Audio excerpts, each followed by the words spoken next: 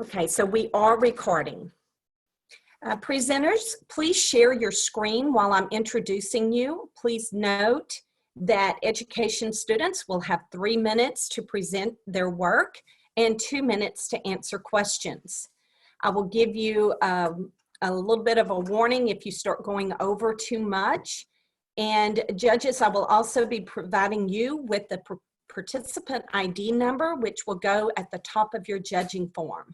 All attendees will be muted throughout the presentations, and if you have questions for the participants, please write them in the chat feature and we will read them to the presenter at the end of their presentation. So if we're all ready, let's begin. First, we have Emily, and she is number 49, and she will be presenting her work, Wilde About Writing. Emily, you may begin. Okay, let's see.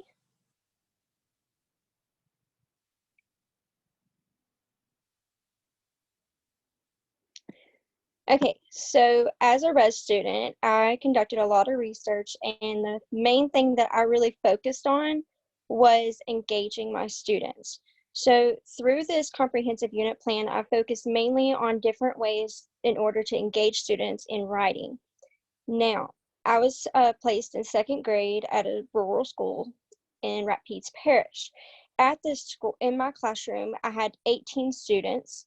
There were 10 boys and 8 girls. I had 11 visual learners, 6 kinesthetic, and 5 auditory learners. Well, I also had 4 students that were multi-learners, so they were able to be visual or kinesthetic and auditory, so I had multiple learning styles. So throughout the year, I was able to accommodate and differentiate the lessons according to their learning styles. In my classroom, the majority of the students were white. I had 0 sped in this classroom, and only 2 students wore glasses. The purpose for my lesson was to have students be able to identify the main topic of a multi-paragraph text using the key details in that text. Now, going off of that, in order to go off of that, I actually had them create their own text, and they were the ones who became the author. So they had to create their details in order to get their main topic. So it's kind of like reversing it. So due to the lack of technology, I had to create their informational packets because I couldn't give every student a laptop or an iPad or anything like that. So I had to create their own informational packets for them to do their own research. Now, the ways that I found to engage my students throughout this week, I did a classroom transformation. So you can see to the left, I transformed the classroom. I did the 4 corners with the 4 different bear habitats.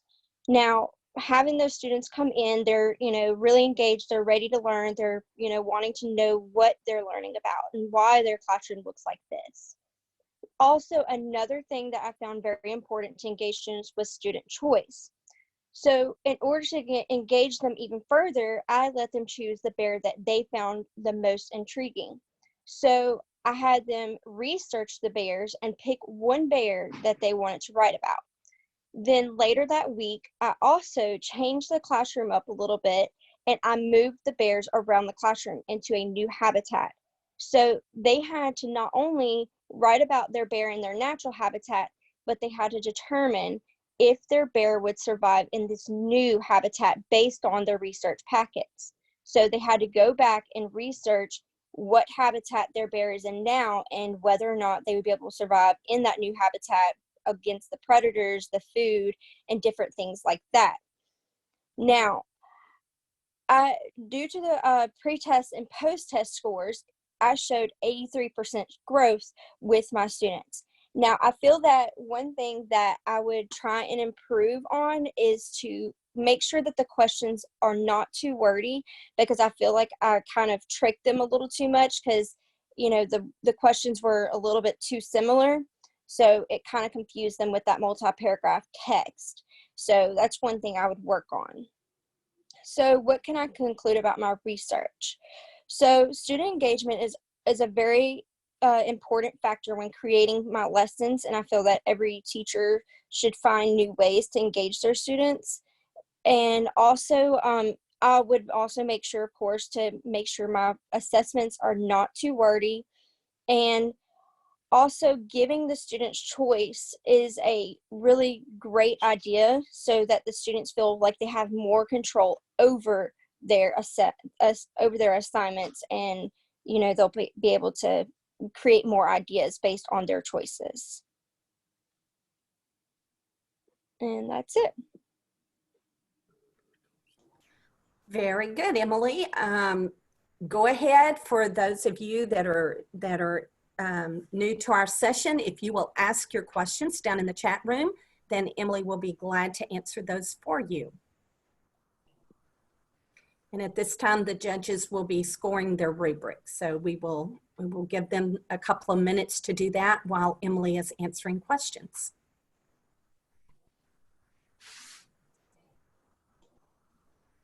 Okay, so we have a question. What was the student response to the room transformation? A lot of the students came in and they were like, they were really completely surprised, and they were like, what's going on? What are we doing? And, they were very intrigued by it, because, we have done classroom transformations in the past. Like, my mentor actually transformed the classroom into a cafe where we served hot chocolate and, cookies and stuff. And it's just like different things to kind of intrigue them, to get them more into the lesson. And they're like, okay, well, that's cool, but like, what are we doing?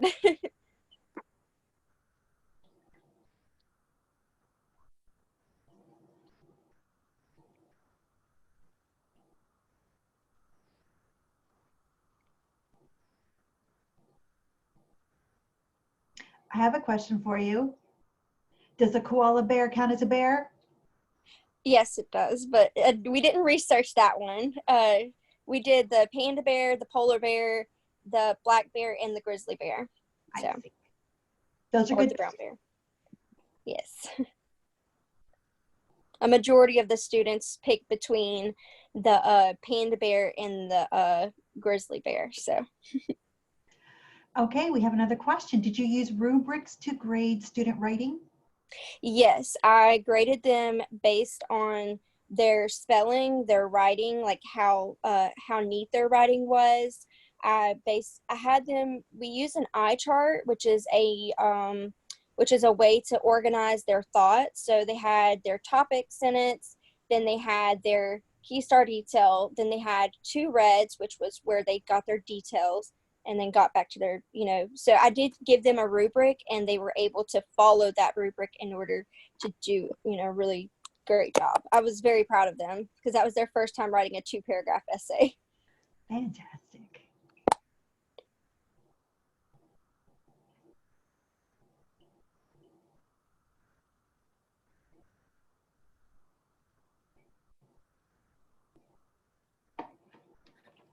Okay, if there are no further questions for Emily, then we're going to move to our next presenter.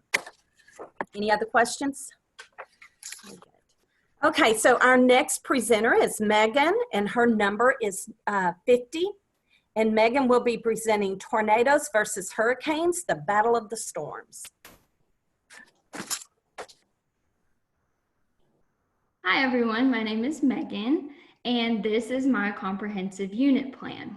So my unit plan was based on tornadoes versus hurricanes, and it was actually a debate. The purpose of this unit was to see if inquiry and student-centered projects enhances the learning environment for the kids.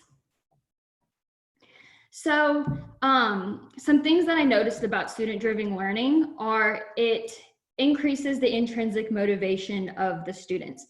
So when I told them that they were doing a debate, they were super, super excited to learn and be super prepared for this debate.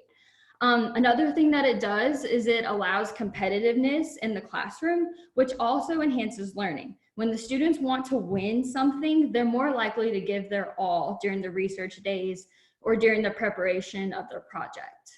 Another thing that it taught them is teamwork. A lot of times in a younger age group, the students don't really learn how to work together as a team in the classroom. So I took this fault that most of them had and brought them together. Each one of them had their own strengths, and I assigned them jobs for them to work together to be able to come up with amazing things to talk about in their debate. Another thing is it taught them to discuss with one another. A lot of times in the younger ages, we don't hold them accountable for discussion. Usually it's their way or the highway. So for this debate, when they were in their groups, they discussed together what points they thought were important. They found things in their articles and discussed what they think would strengthen their debate. And finally, it gave them real world connections. A lot of times in a competitive atmosphere, they're not used to relating things to the world around them. So in this debate, I found that having them in their groups really helped them connect this teamwork to real life things. So these are my job responsibilities. I had a recorder, a presenter, a highlighter, a question asker, a rubric checker, and an assistant. Each one of these jobs were chosen based on the child's abilities and what I thought their strengths and weaknesses were. The recorder was the one who got to read the article and say, hey, I like this, let's write this down. The presenter took notes throughout the entire unit and gave the main debate on the final day. The highlighter was listening and highlighting the key points within their articles. The question asker, they're the ones that communicated with me because I didn't want a whole class trying to raise their hand and ask me questions. So they communicated with that person and they discussed with me. I had a rubric checker. This person, I gave them a unit for each day, a rubric for each day, and they were responsible for making sure the groups were getting every single thing they needed to.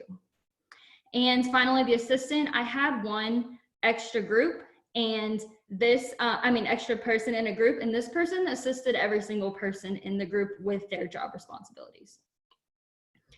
So these are my daily guidance questions.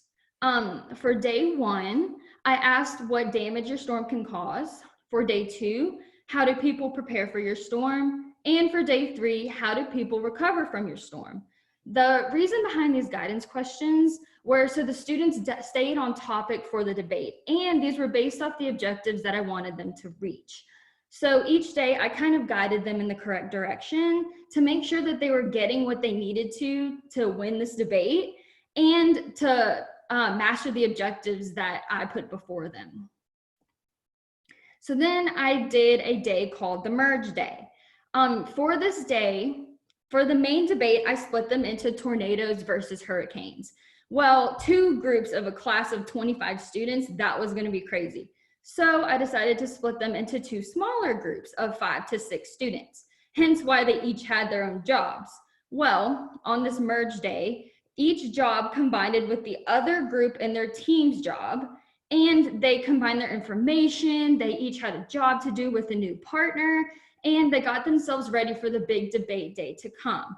They created their posters, which was kind of like an illustration of what their debate was based on, and they did their final debate preparations, which was combining information, creating note cards, question askers coming up with questions for a cross-examination the next day, things of that nature.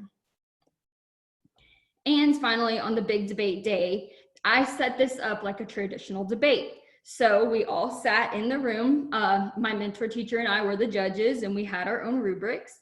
And the students each gave, the presenters of each group each gave their opening statements, their team arguments. There was a cross-examination between the question askers and the presenters, and there were closing statements.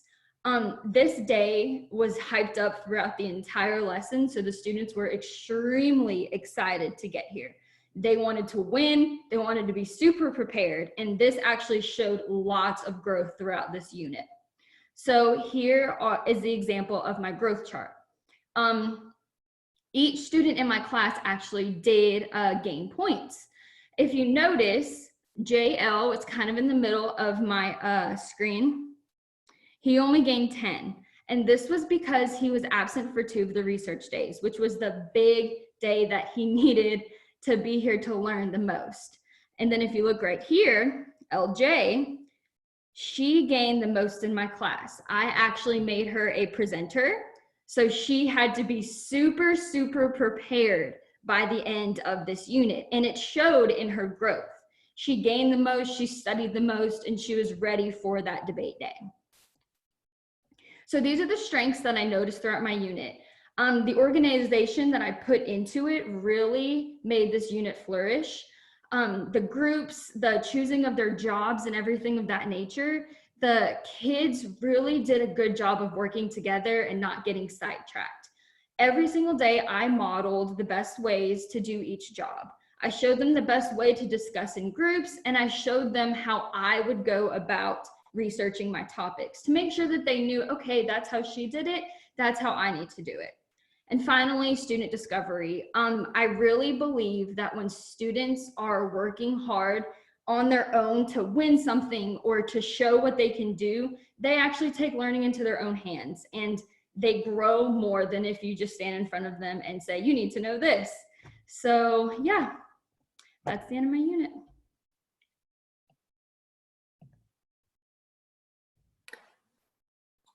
Thank you very much, Megan.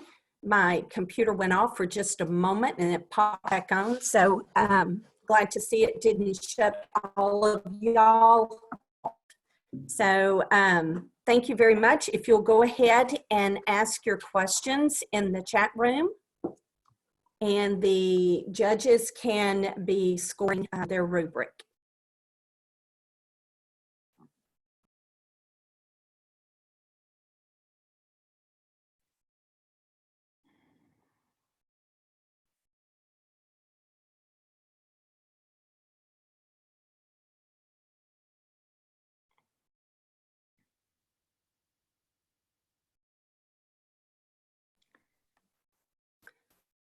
No questions?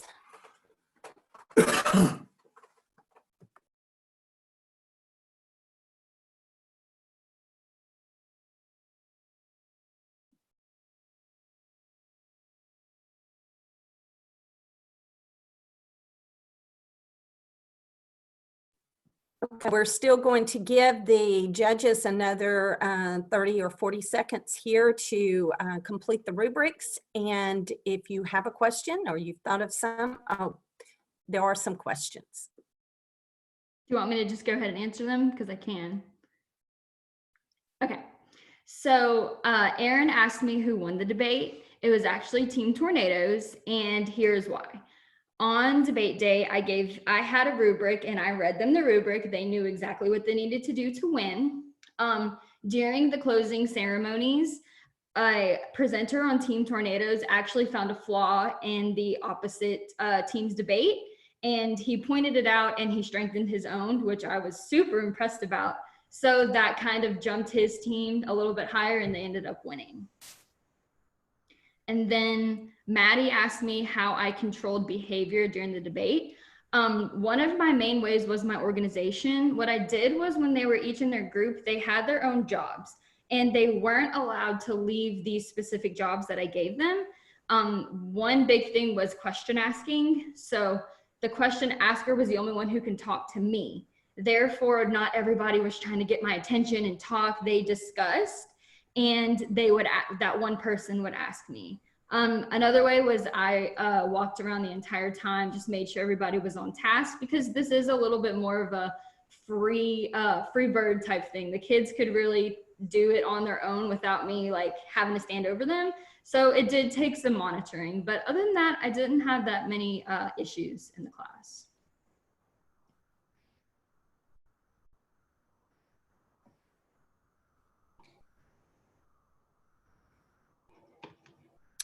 Well, thank you very much, Megan. And now, if there are no other questions for Megan and the judges have completed their rubrics, then we're going to move on to our next presenter. Our next presenter will be Maddie, and Maddie is number 55, and she's going to do the life cycle of a pumpkin, a comprehensive unit plan. So begin when you're ready, Maddie. Just a moment, Maddie. I'm trying to find you. My apologies. Go, Maddie. It's okay. No, that's me. I think my camera is off. I'm so sorry.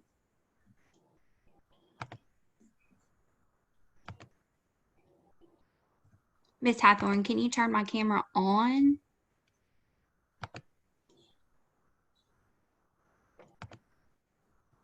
There we go.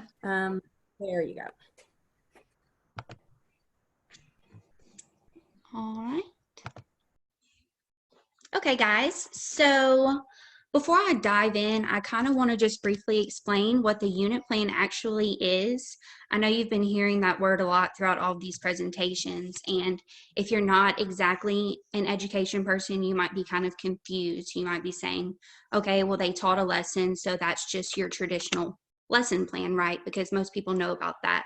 The main difference between the unit plan and a lesson plan is basically that a unit plan has done over a series of days, and it's multiple lesson plans that have been done to reach one specific goal or one specific standard that we're teaching to.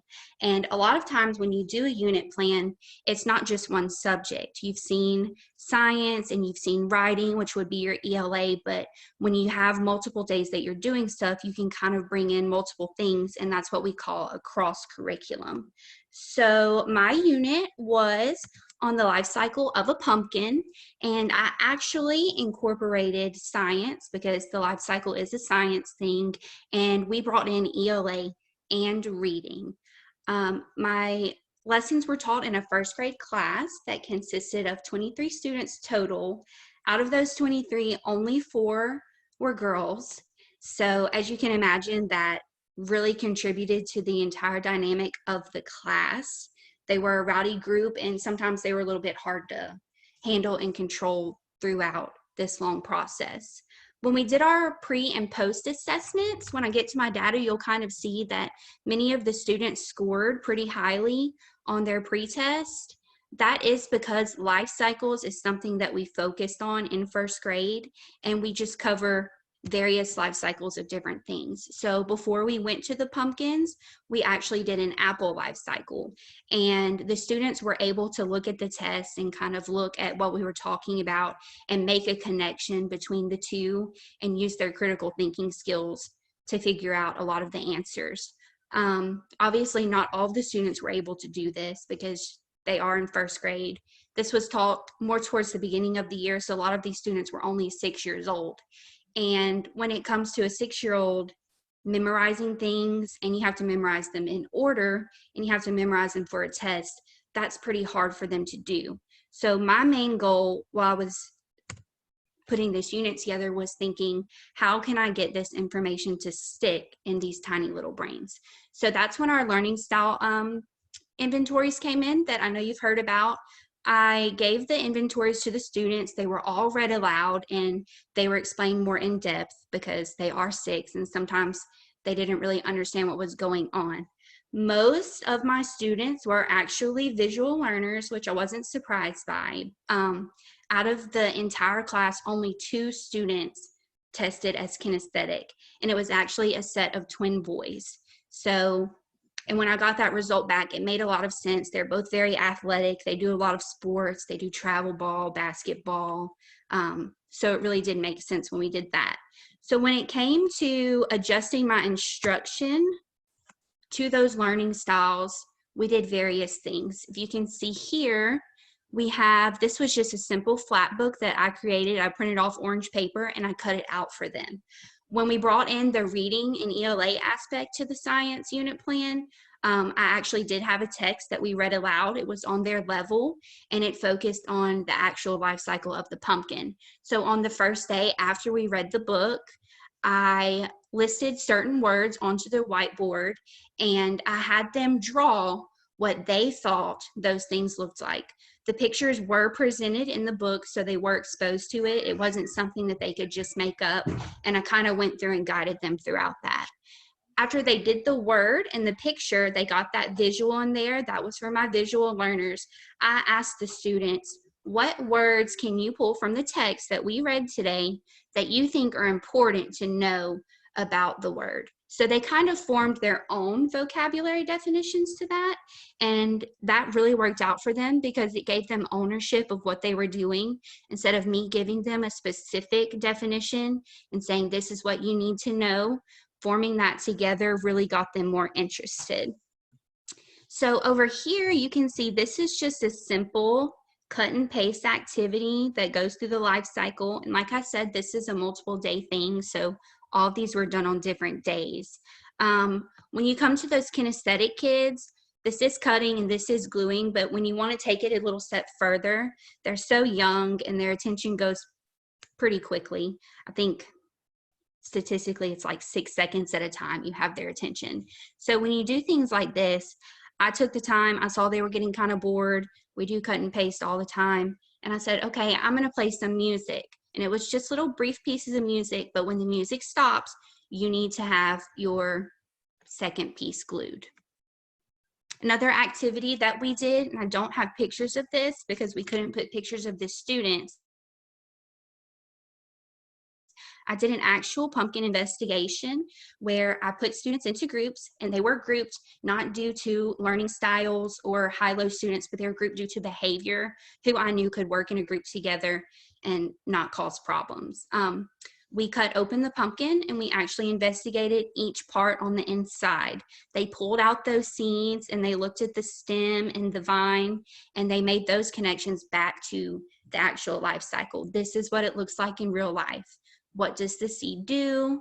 What is the stem? What's its job in the life cycle?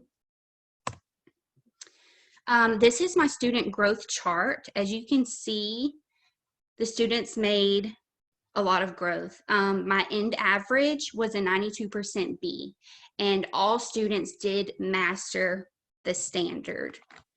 I do contribute this obviously to the lesson, but as I mentioned before, it was kind of connected to our life cycles that we taught previously. So the students that weren't able to use those critical thinking skills from the beginning and make those connections were able to do that by the end of the unit. The explanation for student growth, the students that made, if we go back, you can see some students grew 60 points. That's a lot. That's, a high percentage, 60 points that's going from, We did have one student who came in and she was new. She made up that big piece that you see on that chart because she did not get that previous exposure to the life cycle. So learning disabilities, we didn't have many in the class. We did have a few gifted students and we had one SPED student, but he was fully included throughout all lessons, so he did not miss out on any instruction. Personal dilemmas in building the student confidence. Other than looking at those learning styles, it's so important for us to not focus on the test scores, but to get to know our students' personalities and how we can help them that way. So I really took that into consideration when I planned this lesson. And the two specific students, the twins that I mentioned earlier that were the kinesthetic learners, one student did typically outperform the other. So during this entire unit all week, I made sure that those two students were separated. They were not close to each other. They could not see what one another was doing to kind of help boost that confidence of the lower brother and help him kind of blossom himself. And his test scores did show that it worked out for him. So that is actually something that my mentor started doing after that lesson. We discussed it and it really worked for them. Thank you. Thank you very much, Maddie. And go ahead and your questions, please put them in the chat room. And Maddie, if you'll stop sharing your screen with us. And if the judges will go ahead and complete their rubrics, we'll have a couple of minutes for questions for Maddie.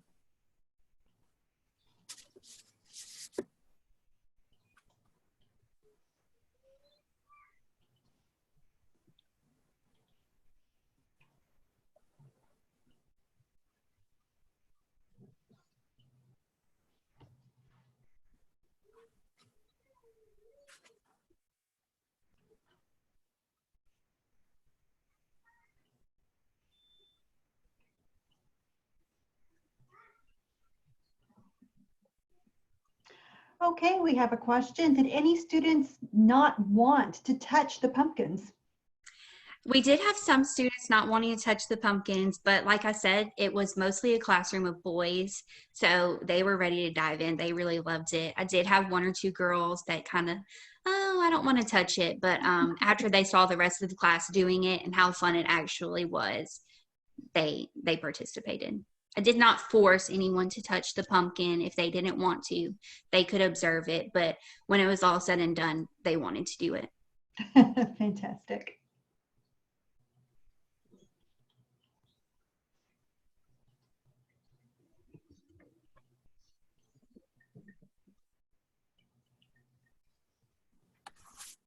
Maddie, I have a question on here from Ms. Myrick. I'm not, it's more privately, so I don't know if it was just sent to me. It says, did you give group grades for group work? We did not do group grades for group work. That wasn't really something that my mentor did. And, you know, I was kind of under her wing as far as the grading was concerned. So I didn't bring that into the picture, but yeah.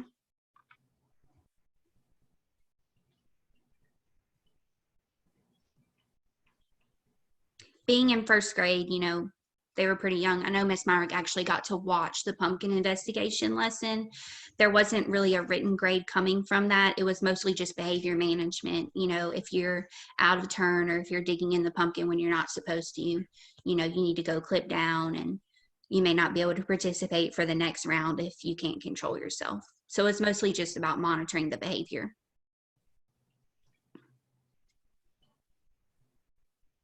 And of course, Dr. Halpin, says very interesting study, Maddie. Thank you. Okay, if there are no other questions, then we will move to our last presenter for this session, and that will be Eliza. And Eliza is number 65, and she is presenting on integrated curriculum.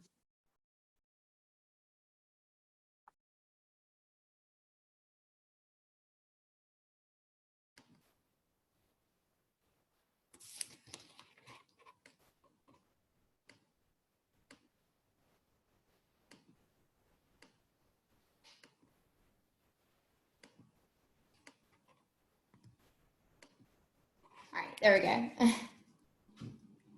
Hi, my name is Eliza Steele, and today I'm going to be talking to all of you about my unit plan. So I chose to implement an integrated curriculum. And so over the course of my years at LSUA, I've been working on improving academic performance. An integrative curriculum is when a teacher combines 2 or more subjects into one lesson. So I was kind of new to this, but the purpose of this is to express creative teaching and then maximize instruction time. So instead of having just say 30 minutes for social studies and then 2 hours for ELA, I could combine the 2 subjects so I could have 2 hours for both. So Louisiana, they give teachers standards to stay on track throughout the year. So you can actually combine any 2 standards that you would like, but I chose social studies in ELA. So students were supposed to learn about historical artifacts on a 3rd grade level. And then I took ELA standard, which would be opinion writing, and I combined it. So they were able to write about their opinions about certain artifacts or different passages that we read about them. So before beginning my week-long unit, I gave each student an learning inventory chart. This helped me in providing each student with differentiation. Each type of learner is sectioned off with activities that met each need. So for visual learners, they're going to learn by seeing. Auditory learners, they are going to learn by hearing. And then kinesthetic learners are going to learn by doing. So I put them all into stations that met their needs. And then after I looked at my material given, so the state gives us material, and I use that and I try to provide instruction over my week-long unit with that.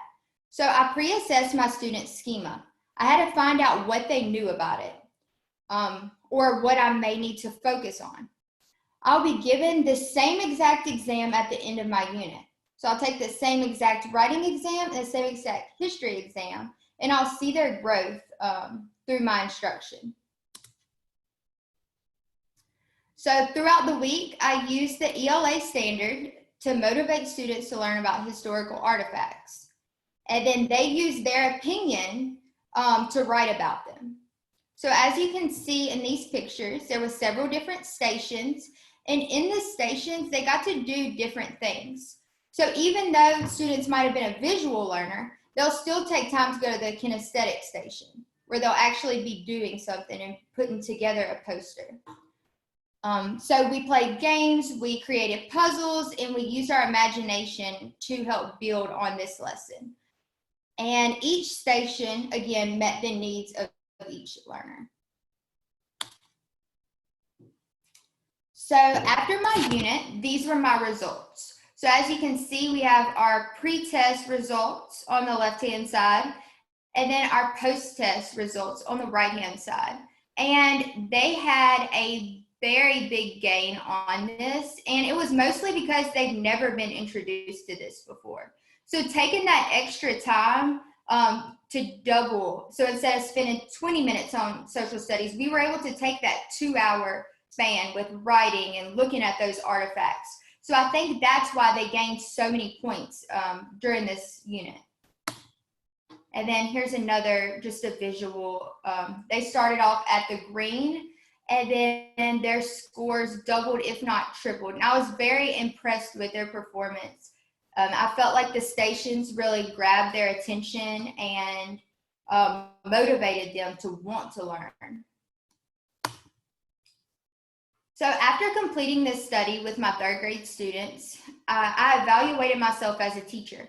I used this study to think, what did I do good on and what did I do bad on, or what should I maybe change? So I would say my pros during this experience was planning. So making sure I spent that extra time on planning really helped me with the success of them, because my students in my class, they like hands-on things. They like to be able to do or to see those videos, to get up and learn. And I feel like as a teacher, I like to do that as well. So that definitely caught their attention throughout. And then also the standards. I felt like I did a really good job on making sure that I hit both standards throughout. I kept reminding them, hey, this is what you're learning. This is the purpose of it. And then overall, I think my cons, or some areas that I need to improve based on this study, would be to reduce time, because I was spending a lot of extra time, cutting the paper with them or helping them glue, instead of, working on what they should have been academic wise. But overall, and then questioning as well, I feel like I needed to improve on. Just constantly asking them good questions to do a little bit more assessing. But overall, I think this journey with this unit plan and with the integrative curriculum really taught me how to use it in my future classroom next year. And I'm really excited about my journey that I had the past 2 years, because it's helped me in becoming a better teacher.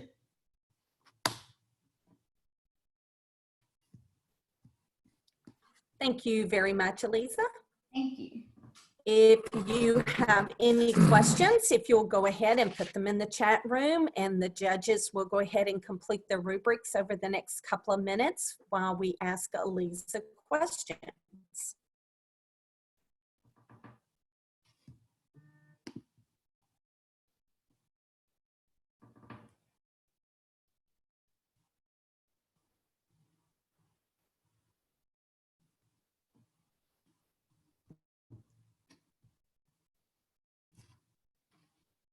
Well, I don't have a question, I have a comment. And I just wanted to say that, yes, combining social studies and ELA, that's a classic combination. They really do complement each other. Good combination. Right. Yes, ma'am. I did a little bit with science as well, but it was really easy to incorporate ELA in a lot of different subjects.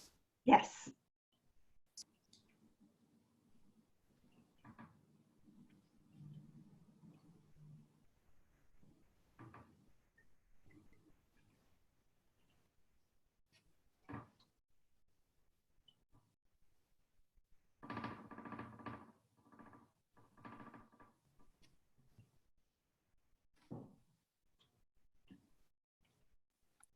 If you have a question, please put it in the chat box and she'll be able to answer it for you. And again, I will say I enjoyed every one of these presentations. Thank you so much, students. This is a really important thing you did today. And thanks for participating in Scholar Day. Y'all did a really great job. All right, strong presentation, Eliza. Good job from Dr. Halpin. Oh, thank you.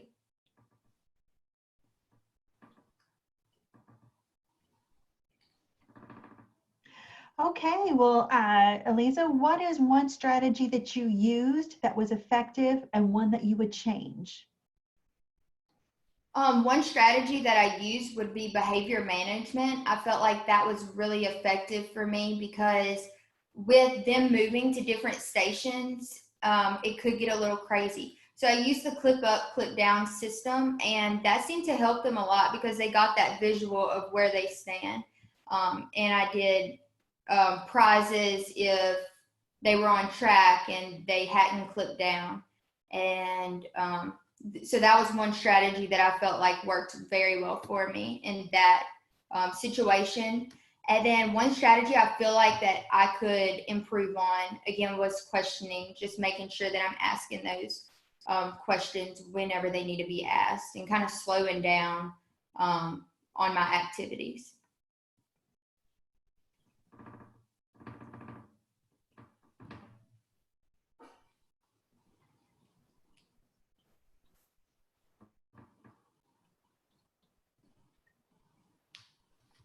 Okay, if there are no other questions for Eliza, then this will conclude this session. I will be turning off the recording in just a moment, but excellent job, everyone. The next session will start at 11:30. I hope everyone will come back and watch the business. There's a team presentation and an individual in that room or in that session. And it would be nice for everyone to return and watch them as well. Y'all did a great job today. I know it's your first time to do this, and it was very well done, each and every one of you. Thank you. So I'm going to go ahead and, yes. Can you hear me? I can't get a message to go through, but I wanted to tell them that this is our first year to participate as a Department of Ed in Scholar Day. And Ms. Hathorn has done a wonderful job with trying to get us prepared for it, but y'all represented us extremely well. I am so, so proud of all of you. I mean, the next group will have a high bar to jump over. So congratulations. I also, can you hear me? Yes. I want to tag into that, you know, considering what happened to you, considering the time element you had to put this together, you did a remarkable job, I'm so pleased that you are becoming young professionals and that you are starting to articulate your practices in and how you are moving in the direction of being a real professional. I was like, I wish principals could hear you right now and they would just get the papers, sign them on today, get the contracts out. Because I think that at this level, you did a very good job of talking about your practice and making good decisions. So keep up the good work. If you need something, let me know. I'll call a principal for you when you decide where you want to go.